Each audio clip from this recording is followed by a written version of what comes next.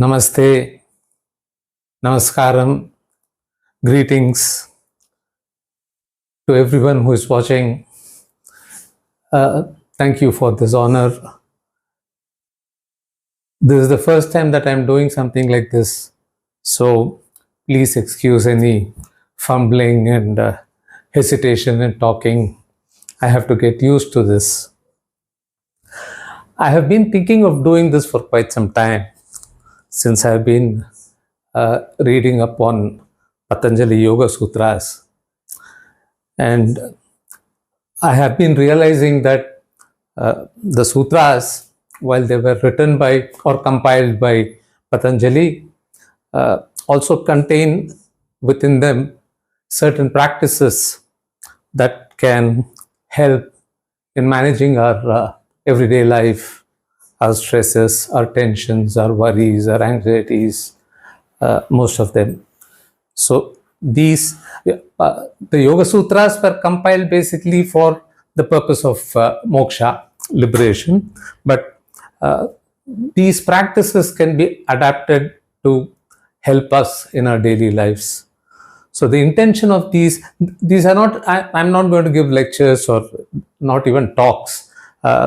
These are more in the nature of conversations that I'm trying to have with everyone, because I'm also a student. I've started studying. I've been reading the Yoga Sutras for quite some time, but this is the first time I'm trying to put it together from various parts of it and trying to evolve something that will help us all.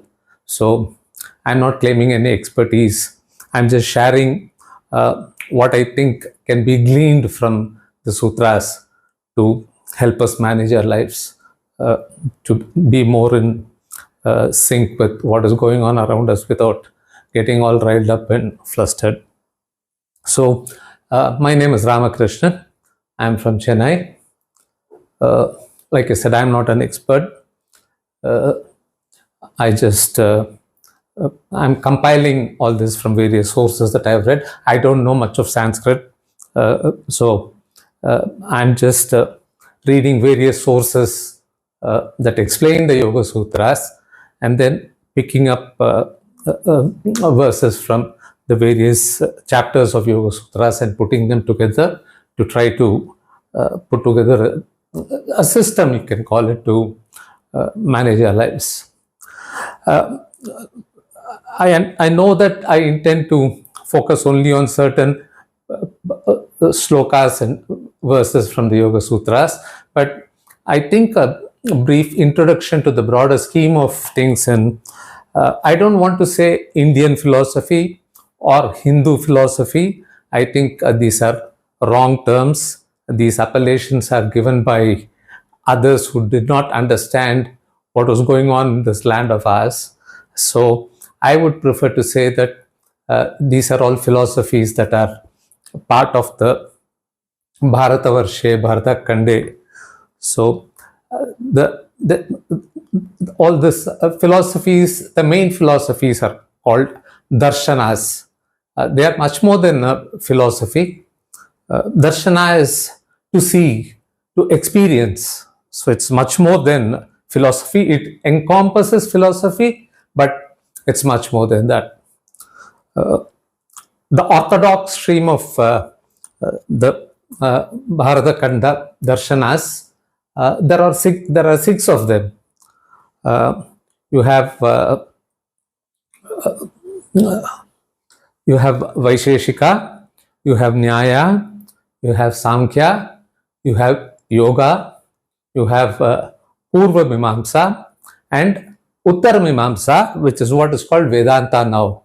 And most of the others are not practiced very much. I think they have been lost, and most of India now, we follow Vedanta in its various forms, that is Advaita, Vishishta Advaita and Advaita. These are the forms.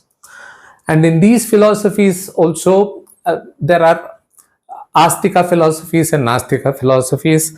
Unlike what is understood by these terms now, as in a Nastika is a person who doesn't believe in God, and Astika is someone who believes in God. Whereas these terms were applied to those philosophies that believed in the Vedas and the Atman, they were called Astikas. And the philosophies that didn't believe in the Vedas and the Atman were called Nastika philosophies. So God was not involved in these.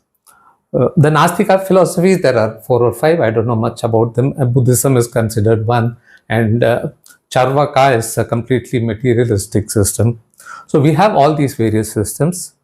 Out of these, yoga is one of them. And here in these philosophies, when they say yoga, it is purely Patanjali's Yoga Sutras.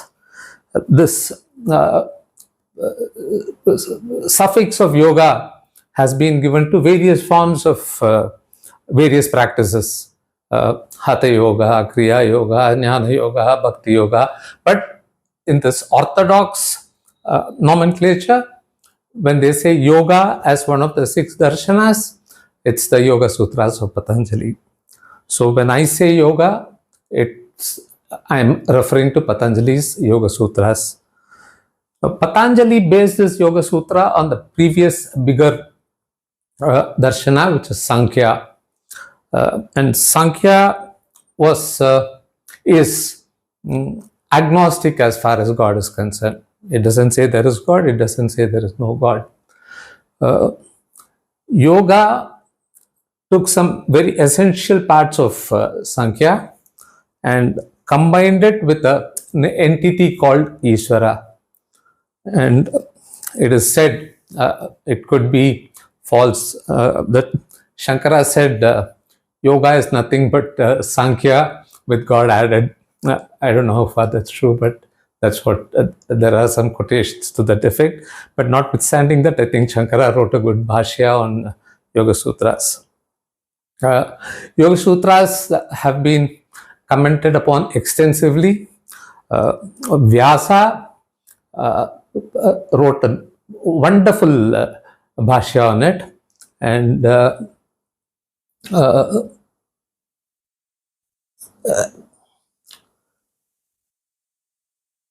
I'm sorry, I have to refer to my notes sometimes. So, Vyasa wrote a wonderful commentary on the Yoga Sutras, and several other people have also done it.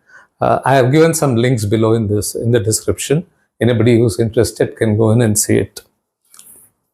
Now, why have I chosen Yoga Sutra? There are many other treatises that have probably much better practices that can help us to manage what I was talking about. And I chose Yoga Sutra because the amount of literature that's available, the amount of knowledge and in our darshanas is so immense. Yoga Sutras are basically very precise, very pithy. They just consist of, according to who you follow, either 195 or 196 slokas, sutras, or aphorisms, as you call it. And they are all very crystal clear.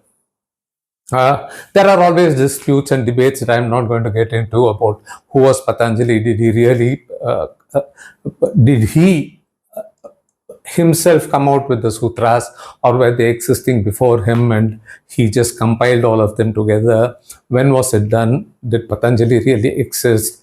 All these are matters of debate, and they don't concern us. What we should be more concerned with is the content and how they're going to help us.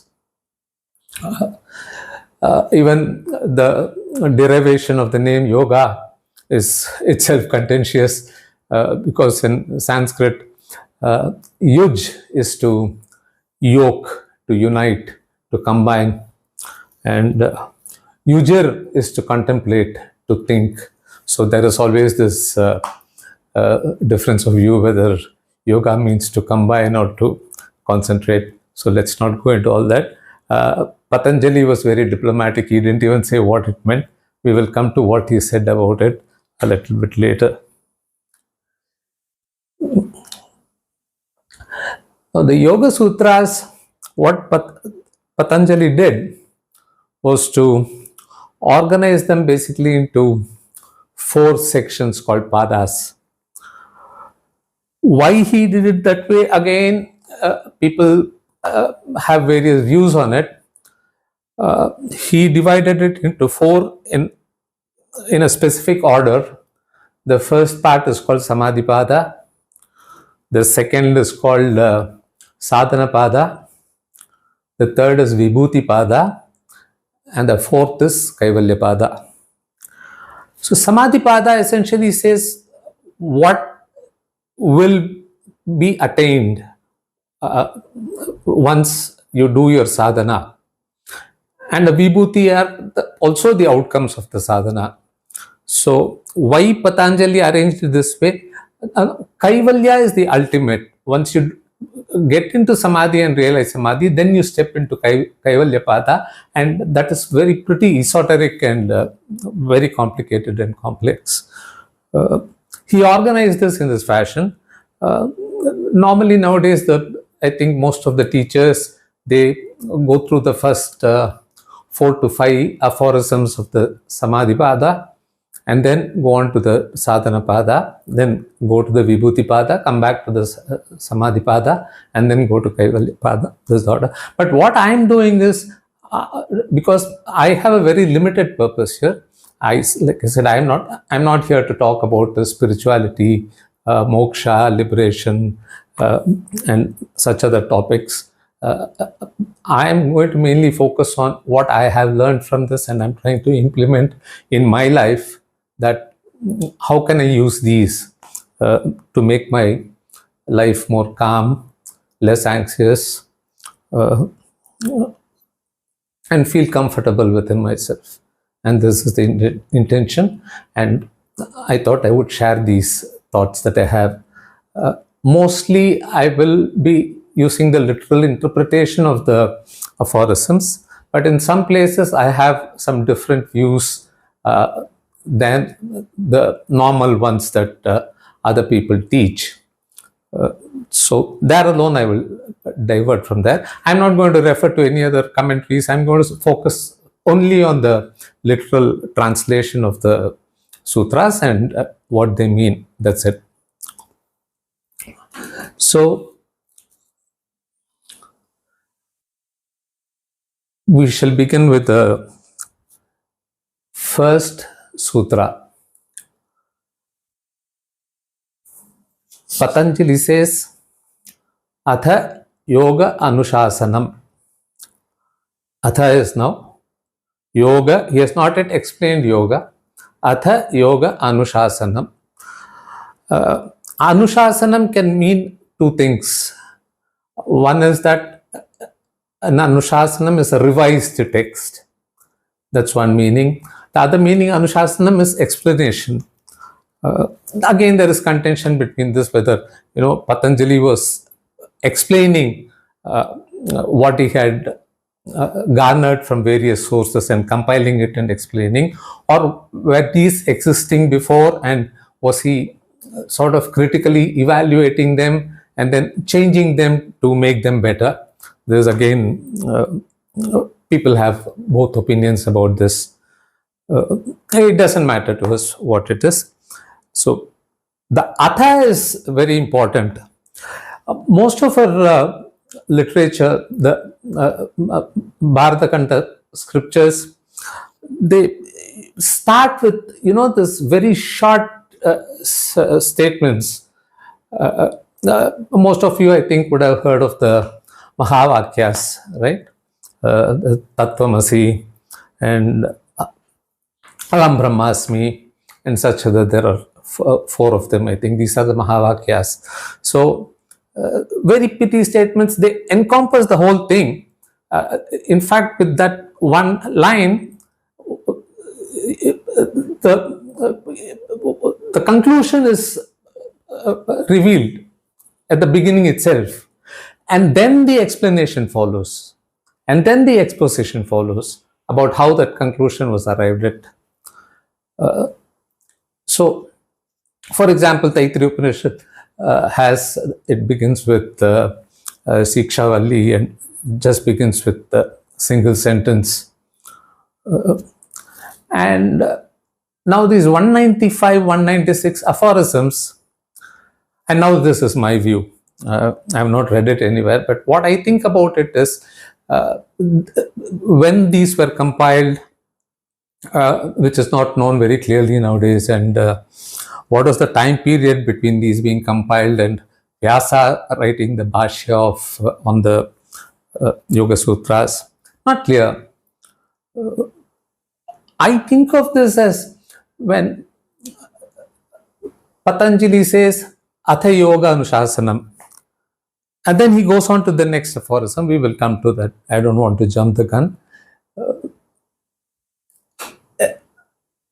I think this setting is something like, you have a textbook, but if you read it, we don't need schools if we can just read a textbook and understand. I believe that was what is happening in our Vedic times. And it's very clear that we all know this, there was this schools that you can say, I'm speaking in English, and so patshalas, where the children used to go and learn, and the teacher used to make a statement and then explain it. What has happened, I feel, is that those statements have been collected, but the explanations have somehow been lost. So when Patanjali says Atha Yoga Anushasanam, I'm sure after that there was a year of explaining what that means. It's a conjecture, but definitely there would have been time when he was explaining to his students and his disciples what it exactly meant. And now that is lost. So that is why we have these kind of interpretations and debates that go on. But I think there is agreement at least on this, which says Atha Yoga Anushasanam. The Atha is very significant. Atha means now. This is not a casual now. Now let's go there. It's not meant that way. It is now that you are ready, you have acquired everything necessary to now proceed further and learn this. That now is used in that context, with that meaning, saying that all the training that you needed to start learning this portion, and this is the final path to liberation. We are going to start that, having learned all this. So probably that's why there are no explanations for several terms that are used in Yoga Sutras, because I think it was clear that these they had passed +2 and have gone ahead, and these terms did not need to be explained. So it's left to us to best interpret the meanings of these. So that is how he begins, Atha Yoga Anushasanam. That is the first aphorism.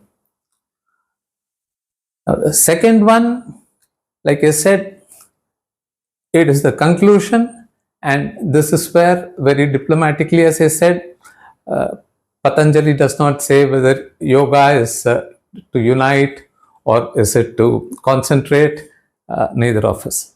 He says, Yogas Chitta Vritti Nirodha. Yoga Chitta. Now, Chitta is a term that we all would have heard occurs quite frequently in much of our scriptures and treatises and philosophies. Vritti is changes, modifications. Nirodha is restraint. So, Yogas Chitta Vritti Nirodha. Yoga is the restraint of the modifications of Chitta. This is it. Patanjali has explained in just a short sentence what he means by yoga. But from here is where thousands of volumes have been written by so many people, and there are so many teachers just for explaining this one aphorism. It's very interesting.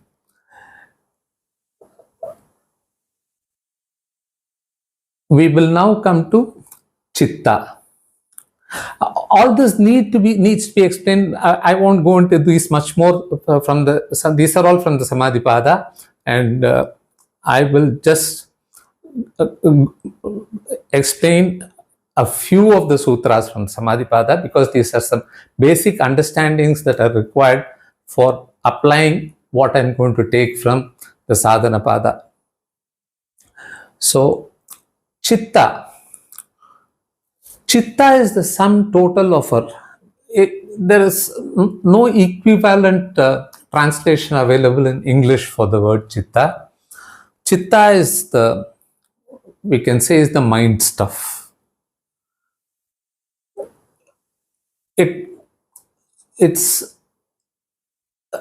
It's a term applied to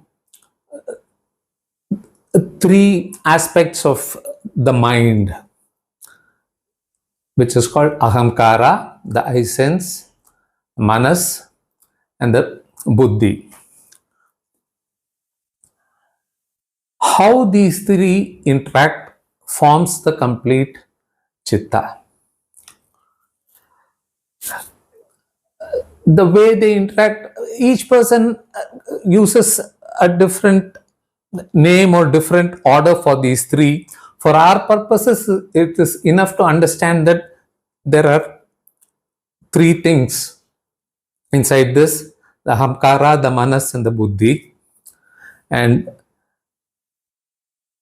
the modifications, the vrittis, happen because of these three entities.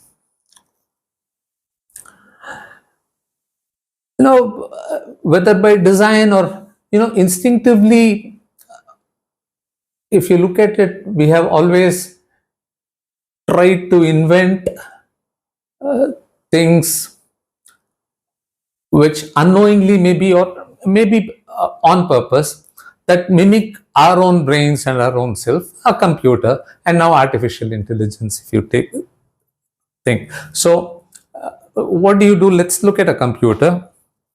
You have a keyboard, you enter something, and now that goes in somewhere, and that gets translated into something, and then it goes to your processor, wherever it is, and that analyzes it, and then based on that it comes back as an action.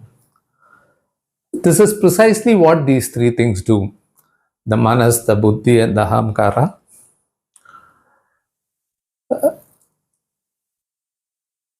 These three use our organs of senses, what we call the jnanendriyas, the five senses: smell, taste, touch, sight, hearing. So these five senses, these are where the inputs come from, say the keyboard or the mouse. These come in, and the manas says, hey, I'm getting something. Say, there's a smell coming in. The nose is receiving some smell. It doesn't know what it is. It's just giving the input. Nose is getting a smell. The buddhi says, oh, I know the smell. This is masala dosa. The smell is very nice. And then that goes to the ahamkara, and the ahamkara says, wow, we have eaten masala dosa before. It's very tasty. I want it. And then we pick up our mobile and go to Zomato and order masala dosa. Now all this happens in practically nanoseconds, so this process is not realized, but this is the way our manas, buddhi, and ahamkara function. So basically these are the things that come in and create these vrittis, the modification. Once we have the modification has happened, the masala dosa is eaten. For the moment, that is gone. But does it stop there? No. Something else happens. You feel thirsty, you want to eat something sweet, again and again the process repeats. So these are the vrittis. So we have the chitta, we have the vrittis that are caused by these senses. I'm keeping it simple for now because there are various other things, so many other things, but my my intention here is to ensure that we use some portions of these sutras to manage our lives and conduct our lives. I'm not going to cover so many other things like, latent things other than the senses. We have latent desires, other things buried inside us. I'm not going to go into all that. That's too vast a subject for this. So I'm going to limit myself to what the five jnanendriyas do to us, because those are the most important things. And even with those, even if we can restrain those using some tools and techniques, we can certainly lead a much better life. So we have today defined what is yoga is chitta vritti nirodha. We know what is chitta, we know what is vritti, and we know what is nirodha, restraint. Chitta is understood, vritti is understood. There are various kinds of vritti. We'll come to those later. Nirodha is simple, it is restraint. So once we understand the kind of vrittis there are, we also have the tools at hand to do the nirodha, that is to restrain them. We will take these up one by one. We'll go slowly. I'm not going to, maximum 10 to 15 minutes is what I will converse with you. Please do give some comments, doubts, your thoughts. There may be many among you who know much better about these subjects. Please, I welcome criticism. If there are dislikes, please, I want dislikes. But if you do dislike, please give the reason also, so that I can correct myself and I can improve. As I said, this is my first ever attempt to do anything at all in YouTube, and I thought this was an apt subject to begin with. Thank you for being here. If you like what I'm doing, if this episode kindles your interest, I encourage you, I urge you to do your own research into this subject. It's a really lovely subject. We have these treasures in our scriptures. There are thousands and thousands of these which have not been utilized properly. For example, from Yoga Sutras themselves, only small portions have been taken. If you see now, it has only become, ultimately now there are only two things that are taught as apart from yoga asanas, which are a completely different set, which is more part of Hatha Yoga. Here, the main things that are taught is breathing practices and meditation. In my opinion, this is my opinion, they are the easiest to practice, because the other things are very, very, very difficult to practice. Saying them may be easy, but practicing them is going to be, when I start talking about those and when we have a conversation regarding those, then you will understand how easy it is, how difficult it is to practice them. But practicing them will bring enormous benefits. Thank you again for being here with me. Please do subscribe to the channel. Ask other people also, your friends, share this link of the channel to them, and please ask them to subscribe. There's no intention to monetize this. I just would like to spread this knowledge, the little knowledge that I know, and to instill an urge in you to explore further more other scriptures, other writings, Sanskrit, Tamil literature. There is so many beautiful. Saiva Siddhartham is something great in itself. So many topics. That is the intention of these discussions. I am not an expert. I just want to convey that we have, in the process of being ruled by people who didn't understand us, we have forgotten ourselves. It is our own fault. We have not practiced what is available to us. Much has been lost, but even what remains is bigger than the oceans of the world. even the little that remains. So thank you very much again. Wish to see you here next week, same time, where we will go into the vrittis. What are the modifications? Thank you. Good night.